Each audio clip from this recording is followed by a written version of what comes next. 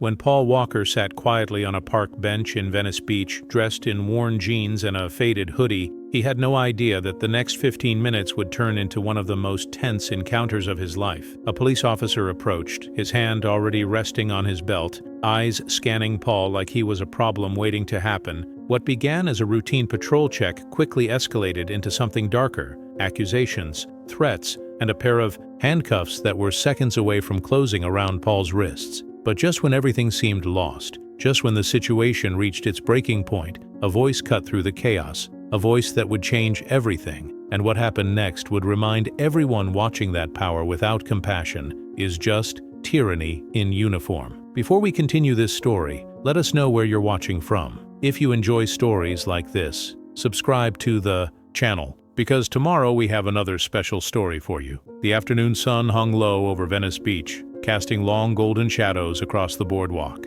The air was thick with the scent of salt water, sunscreen, and the occasional waft of street food from nearby vendors. Skateboarders carved through the concrete, their wheels grinding against the pavement in rhythmic patterns. Tourists snapped photos. Street performers danced for spare change. And everywhere, there was life. Paul Walker sat alone on a weathered wooden bench near the bike path, his long legs stretched out in front of him. He wore faded Levi's with a small tear near the knee, a gray hoodie that had seen better days, and a pair of beat-up Vans that looked like they'd walked 1,000 miles. His hair was slightly tousled, his face unshaven. To anyone passing by, he looked like just another guy enjoying the afternoon. Maybe someone between jobs, maybe someone who just finished a long shift, maybe someone who didn't have anywhere else to be. And that was exactly how Paul liked it. He wasn't here for attention. He wasn't here to be recognized. He was here because Venice Beach had always been one of the few places where he could breathe, where he could sit and watch the world move around him without feeling like he had to perform, without feeling like he had to be anyone other than himself. Paul took a slow sip from a bottle of water, his eyes following a group of kids playing soccer on the grass nearby. Their laughter carried on the breeze, pure and unburdened. He smiled faintly, remembering when life felt that simple. His phone buzzed in his pocket. He pulled it out, glanced at the screen, a text from a friend asking if he wanted to grab dinner later, and slid it back without responding. Not yet, right now. He just wanted to sit, to be still, to exist without the weight of everything else. But stillness, Paul had learned, was a privilege. And in this world, not everyone was allowed to have it. From across the bike path, a police cruiser rolled slowly into view. The black and white vehicle moved with deliberate caution, its tinted windows reflecting the afternoon light. Inside, Officer Marcus Hale sat behind the wheel, his eyes scanning the park with the practiced vigilance of someone who had been on the force for 12 years. Marcus was 41 years old, broad-shouldered, with a jawline that looked like it had been carved from granite. His uniform was immaculate, pressed, polished, every button in place. He wore his authority like armor, and he wore it well. Too well, some would say. Marcus had grown up in a neighborhood not far from here, back when Venice was rougher, grittier, before the tech money and the influencers had moved in. He'd seen things, he'd dealt with things, and over the years, he'd developed a particular way of reading people, a way that relied heavily on assumptions, on patterns, on what someone looked like, where they were sitting, and whether or not they seemed like they belonged. And right now, as Marcus's eyes landed on Paul Walker sitting alone on that bench, something in his gut told him this guy didn't belong. Marcus slowed the cruiser to a stop, his gaze narrowing. The man on the bench wasn't doing anything illegal. He wasn't causing trouble. He was just sitting there. But there was something about him, the worn clothes, the unkempt appearance, the way he seemed too comfortable being alone in a place where most people were constantly moving. Marcus had seen this before. People who looked like they had nowhere to go. People who made others uncomfortable just by existing. And, in Marcus's mind, that was reason enough to check things out. He put the cruiser in park and stepped out, his boots hitting the pavement with a solid thud. The radio on his belt crackled faintly as he adjusted his utility belt, his hand instinctively brushing against his baton. Not that he expected trouble, but he was ready for it. Marcus walked slowly toward the bench, his eyes never leaving Paul. As he got closer, he noticed the details: the scuffed shoes, the frayed hoodie, the way Paul sat with his legs stretched out, taking up space like he owned it. Marcus stopped a few feet away, his posture wide and commanding. "Afternoon," Marcus said, his tone flat, professional. but with an edge that suggested this wasn't a friendly chat. Paul looked up, slightly surprised. He hadn't done anything, hadn't even noticed the officer approaching. He pulled one earbud out and offered a polite smile. "Hey," Paul said calmly. "How's it going?" Marcus didn't return the smile. Instead, he tilted his head slightly, his eyes scanning Paul from head to toe. "Mind if I ask what you're doing here?" Marcus asked. Paul blinked, his smile fading just a little. "Just sitting, enjoying the day." Marcus nodded slowly, but his expression didn't change. "You live around here?" Paul hesitated for a second, sensing the shift in tone. "Not too far." "Why?" Marcus crossed his arms. "Just asking. We've had some complaints about loitering in the area, people hanging around, making others uncomfortable." Paul's jaw tightened slightly, but he kept his voice even. "I'm not loitering. I'm just sitting on a public bench." Marcus's eyes narrowed. "Public bench doesn't mean you can camp out here all day." Paul felt the first flicker of irritation, but he pushed it down. He'd dealt with this before. Not often, but enough to know where this was heading. "I've been here maybe 20 minutes, Paul said calmly. "I'm not bothering anyone." Marcus took a step closer, his shadow falling over Paul now. "You got eyed on you?" Paul looked up at him, his expression hardening just slightly. "Am I being detained?" Marcus's hand moved instinctively to his belt. "I'm asking you a simple question. You got eyed or not?" Paul took a slow breath, then reached into his pocket and pulled out his wallet. He handed over his driver's license without a word. Marcus took it, glanced at the name, then looked back at Paul. For a split second, something flickered in Marcus's eyes. Recognition, maybe, but it passed quickly. He handed the license back. "Paul Walker," Marcus said, his tone still cold. "You work around here?" Paul slid his license back into his wallet. "I work in film." Marcus raised an eyebrow. "Film? Huh? What? Like crew? Production assistant?" Paul didn't respond immediately. He could feel where this was going. "Something like that," Paul said quietly. Marcus smirked, a small condescending smile that barely touched his lips. "Yeah, well, this area's not a hangout spot for people who don't have anywhere else to be. You understand what I'm saying?" Paul's hands clenched slightly, but he kept them resting on his knees. He understood exactly what Marcus was saying,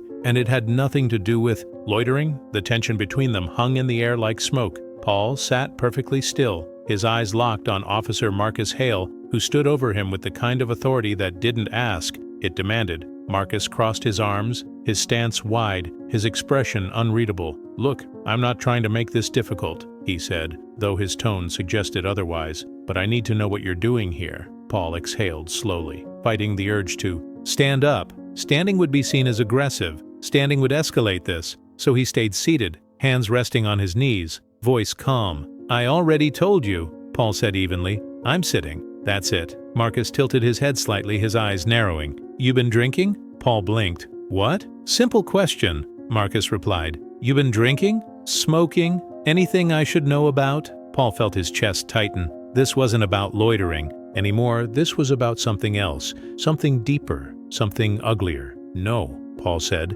his voice firm but controlled. "I haven't been drinking. I haven't been smoking. I'm just sitting here." Marcus studied him for a long moment, then glanced around the park. A few people had started to notice the interaction now. A jogger slowed down, casting a curious glance. A couple on bikes paused nearby, pretending to adjust their helmets, but clearly. Watching Marcus seemed aware of the attention, and it only made him more rigid. "All right, here's the thing," Marcus said, his voice dropping slightly. "This area's been having issues, homeless encampments, drug use, petty theft, and when I see someone sitting alone dressed like they just rolled out of somewhere taking up space in a public park, yeah, I'm gonna check it out." Paul's jaw clenched. Dressed like they just rolled out of somewhere. There it was. "I'm not homeless," Paul said quietly, his voice steady, but with an edge now. "I'm not using drugs. I'm not stealing anything. I'm just a guy sitting on a bench." Marcus shrugged. "Maybe, but I don't know that. And until I do, I need you to cooperate."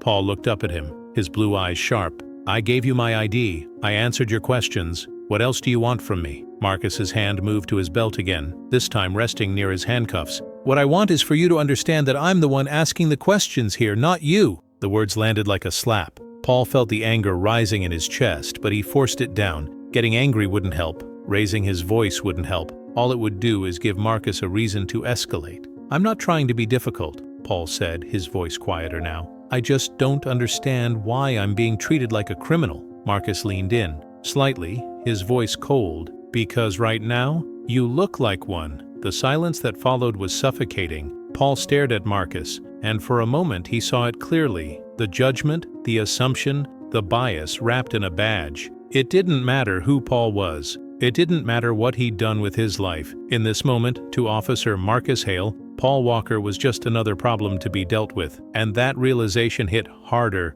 than any insult ever could. From the bike path, a woman in her 50s slowed her walk, her eyes darting between Paul and Marcus. She pulled out her phone, holding it low but clearly recording. Marcus noticed. His expression hardened. "Ma'am, keep moving," Marcus said sharply. The woman hesitated, then kept walking, but her phone was still pointed in their direction. Marcus turned back to Paul, his patience clearly wearing thin. "All right, stand up?" Paul frowned. "Why?" "Because I'm telling you to." Paul didn't move, not because he was trying to be defiant, but because standing felt like surrendering to something he hadn't done. "Am I under arrest?" Paul asked calmly. Marcus's eyes flashed. "You're about to be if you don't stand up." Paul took a slow breath, then slowly, very slowly, rose to his feet. His hands stayed visible, palms open, non-threatening. Marcus immediately stepped closer, invading Paul's space. "Turn around, hands behind your back." Paul's heart pounded. "For what?" "Resisting an officer's lawful order." Paul's voice was quiet but firm.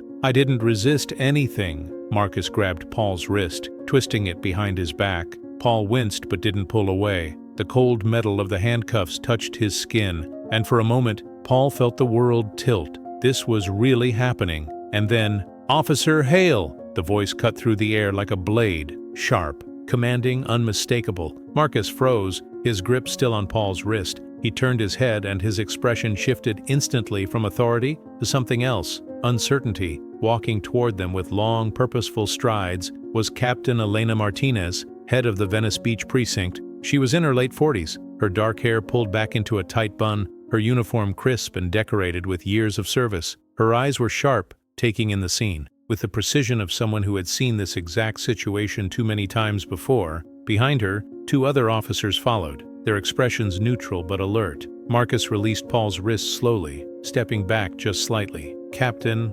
I can see what you were doing," Captain Martinez said, her voice cold. She stopped a few feet away, her gaze moving from Marcus to Paul, then back to Marcus. "What's going on here?" she asked, though her tone suggested she already knew. Marcus straightened, trying to regain his composure. "Routine check, ma'am. Suspicious individual, refused to cooperate." Captain Martinez's eyes narrowed. "Suspicious how?" Marcus hesitated. "He was loitering, taking up space, didn't have a clear reason for being here." Captain Martinez looked at Paul, her expression softening just slightly. "And did he break any laws?" Marcus opened his mouth, then closed it. "Not technically, but nothing," Captain Martinez interrupted. She turned to Paul, her voice gentler now. "Are you all right, sir?" Paul nodded slowly, his wrist still tingling from where Marcus had grabbed him. "I'm fine." Captain Martinez studied him for a moment longer, then turned back to Marcus. Her voice was quiet, but it carried weight. "Officer Hale, step aside." Marcus blinked. "Captain, I said step aside." There was no mistaking the authority in her voice. Marcus hesitated for a fraction of a second, then stepped back, his jaw tight. Captain Martinez looked at Paul again, her expression apologetic. "I'm very sorry for this, Mr. Walker." The use of his name made Marcus freeze. His eyes widened slightly as realization dawned. "Mr. Walker, Paul Walker." Marcus's face went pale. Captain Martinez turned to him, her expression unreadable but her disappointment clear. "Do you know who this is, officer?" Marcus swallowed hard, his voice barely above a whisper. I didn't. That's the problem," Captain Martinez said quietly. "You didn't think, you assumed." She gestured toward Paul. "This is Paul Walker, actor, humanitarian, and someone who has done more charity work in this city than most people will do in a lifetime." Marcus looked like he'd been punched in the gut. Captain Martinez stepped closer to him, her voice low but cutting. "And even if he wasn't Paul Walker, even if he was just a regular guy sitting on a bench, what you just did was unacceptable." Marcus said nothing. He couldn't, because he knew she was right. Captain Martinez turned back to Paul, her expression softening again. "I apologize, Mr. Walker. This shouldn't have happened." Paul nodded slowly, his voice quiet. "It's not about who I am, Captain. It's about what just happened, and how many other people. This happens to when there's no one with a badge to step in." The words hung in the air, heavy and undeniable. Captain Martinez held his gaze for a long moment, then nodded. "You're absolutely right." She turned to Marcus one last time. "Officer Hale, we'll be having a conversation back at the station now." Marcus opened his mouth to respond, but no words came. He simply nodded, his face red with shame, and walked toward the cruiser. As he left, Captain Martinez turned back to Paul. "Again, I'm sorry." Paul gave a small, tired smile. "Thank you." And as the crowd that had gathered slowly began to disperse, Paul sat back down on the bench, his heart still racing, his mind still spinning. Because today, he'd been lucky, he'd been recognized, he'd been saved, but how many others weren't? And that question would stay with him long after the sun set over Venice Beach. The afternoon had shifted. The golden light that once bathed Venice Beach now felt heavier, like the air itself had absorbed the tension from moments before. Paul Walker sat back down on the bench, his hands resting on his knees, his breathing slow and deliberate. He was trying to process what had just happened, trying to understand how a simple afternoon of sitting in peace had turned into something so much darker. Captain Elena Martinez stood a few feet away, her arms crossed, watching Marcus Hale walk toward the police cruiser with his head down. She didn't call after him, didn't say another word. The silence was punishment enough. After a long moment, she turned back to Paul, her expression softer now, but still carrying the weight of authority. "Mr. Walker," she began, her voice steady, "I want you to know that what just happened is not representative of how this department operates, or at least, it's not how it should operate." Paul looked up at her, his blue eyes tired but clear. "I appreciate that, Captain, but we both know this isn't an isolated incident." Captain Martinez nodded slowly. She didn't try to deny it. She couldn't. "You're right," she said quietly, "and that's the part that bothers me most." She gestured toward the empty space where Marcus had stood. "Officer Hale has been with us for 12 years. He's a good cop in a lot of ways. He's responded to hundreds of calls. He's helped people. He's done his job." She paused, her jaw tightening slightly. But somewhere along the way, he forgot something important. He forgot that the badge doesn't give him the right to judge people based on how they look. Paul nodded, his voice quiet. "It's not just him, though. It's the system. It's the way people are trained to see threats instead of human beings." Captain Martinez met his gaze, and for a moment, she looked like she was carrying the weight of every mistake her department had ever made. "You're right again," she said softly, "and I wish I had a better answer for you, but the truth is, change is slow, and people like Marcus, they've been operating under the same assumptions for so long they don't even realize when they're crossing the line." Paul stood up slowly, his hands in his pockets now. He wasn't angry. He was just tired. "So what happens to him?" Paul asked. Captain Martinez exhaled. "He'll be suspended pending an internal review. He'll undergo retraining, and if he doesn't change, he won't be working the streets anymore." Paul nodded. It was something, not enough, but something. "And what about everyone else?" Paul asked, his voice gentle but pointed. "The people who don't get recognized, the people who don't have a captain show up just in time, what happens to them?" "Captain." Martinez looked at him for a long moment, and in her eyes, Paul saw the answer she didn't want to say out loud. "Sometimes, nothing happens to them. Sometimes, they just become another story, another statistic, another person who was judged unfairly and had no one to stand up for them." "I don't have all the answers," Captain Martinez admitted, "but I can promise you this. I'll make sure this incident is documented. I'll make sure it's part of Officer Hale's record, and I'll make sure everyone in this precinct understands that what happened today was unacceptable." Paul studied her for a moment, then nodded. "Thank you, Captain." She gave him a small, respectful nod in return. "Thank you for handling this the way you did. A lot of people would have escalated. You didn't." Paul shrugged slightly. "Escalating wouldn't have changed anything. It would have just made things worse." Captain Martinez's expression softened even more. "That's wisdom, and it's rare." She glanced back toward the cruiser, where Marcus sat in the driver's seat, staring straight ahead, his face unreadable. "He'll learn from this," Captain Martinez said quietly, "or he won't. But either way, he won't forget it." Paul followed her gaze, watching Marcus for a moment. There was no satisfaction in seeing the officer humiliated, no sense of victory, just a quiet sadness that this was the reality so many people lived with every day. "I hope he does learn,"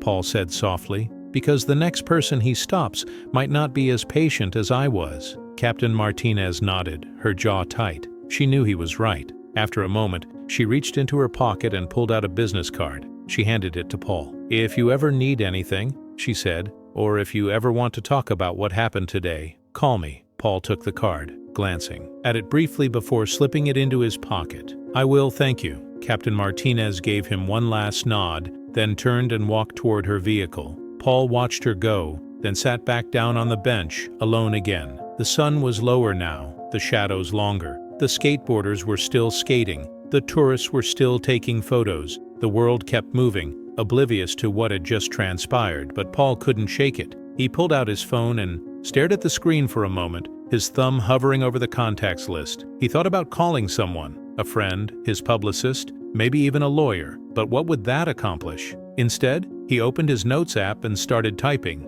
"Today I was sitting on a bench in Venice Beach, a place I've sat 100 times before, a place where I've always felt safe. But today, I wasn't seen as Paul Walker, actor. I was seen as a problem, as someone who didn't belong, as a threat. And I realized, if this can happen to me, someone with money, with fame, with people who know my name, what happens to the people who don't have any of that? What happens to them when they're judged, when they're profiled, when they're treated like criminals for simply existing? I don't have all the answers, but I know one thing: we have to do better, all of us. We have to see people, really see them, before we judge them, before we assume, before we put them in handcuffs." Paul stopped typing, his throat tight. He read over the words, then closed the app without posting it. Not yet, maybe not ever, but he needed to write it down, needed to remember, because today he'd been lucky. He'd been saved by a captain who recognized him, by a crowd that had started recording, by the privilege of his name carrying weight.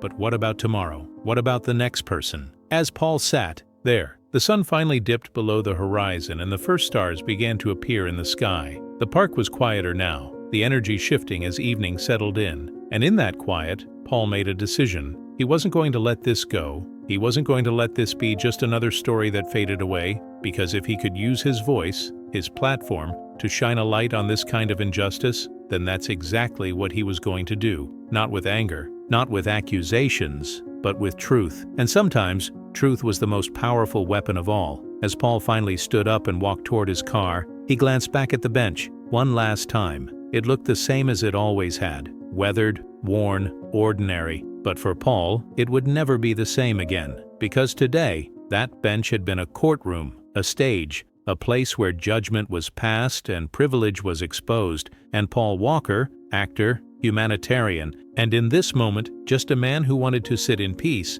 had learned something he would never forget: that kindness, respect, and dignity should never depend on who you are. They should be given freely to everyone, without exception. And that lesson, that truth, was something the world needed to hear. So Paul got in his car, started the engine, and drove into the fading light, already planning his next move, because this story wasn't over. It was only just beginning.